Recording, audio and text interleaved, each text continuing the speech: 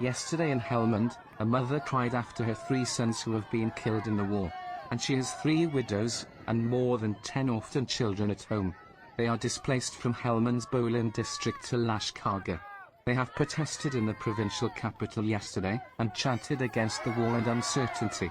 Trapped in war and difficulties, they demanded the immediate peace to be restored in the province. We were so helpless that we have nothing to eat or to pay to rent a room for living, she said. They have nothing at home and could not stay in Lashkargah but unable to return to their village, due to the escalating violence. Every disaster that befalls them is bound to be tolerated unless ceasefire and peace can be the only tool allowing them to return to their original area. The 3,000 displaced families were seen protesting, among them only a handful of men could be seen, but many women and children. The main reason is orphanhood of the children who are now responsible to run the household, as they lost their breadwinners. Despite displacement and homelessness, the mothers and nieces or widows who have lost their husbands and sons did not lose the hope. If there were no tragic war, these children might have been in school, mothers would have been happier in their village with their children and husbands, and would have had a hope for a bright future. The peace in Afghanistan is as important as thirst for water in the desert where a polydipsia traveler has no hope for water. Afghanistan has been at war for 40 years. Many Afghans have witnessed the horrors of war, from the age of 1 day's childhood to the age of 50 and on. Clearly, these are the people who were born and raised in war. They have seen no peace.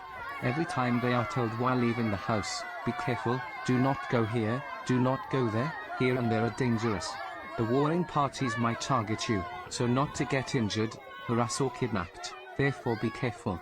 Imagine someone heard these words for 40 years, look, be careful, so many people were killed just there, so many were injured.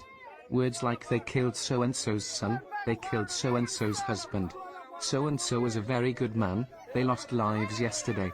Furthermore, widows and orphans, poverty, migration, unemployment, insecurity, war and crimes, theft, corruption, displacement, ethnic bias. These phenomena are all nestlings of war. Yes, war gives birth to its offspring every day, the arrogance and destructions too.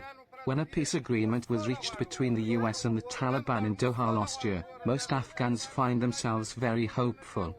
But their feelings of peace have been dashed since both sides accused each other of violating the agreement because after the agreement the words of war did not removed from the speeches of both sides. This is an example of a country where people are homeless, poor and the number of widows and orphans are high. The poverty and migration become widespread, and the life is so devolving. Your very own international charity Helping Orphans wants urgent peace in the country so it can serve the poor, provide schooling for orphans, and offer small businesses for their families, so that they can have a better future. By signing this petition, we call on both sides of the conflict in Afghanistan to stop fightings immediately, and to respect and value Afghan lives, and to honor the country with peace and stability. Afghans deserve to be free from the meaningless conflict. We call on international community to put pressure on both sides of the conflict in Afghanistan to agree on a lasting ceasefire, just now, and to stop fighting now, so our children can go to school safely, so they could lead the country in the future.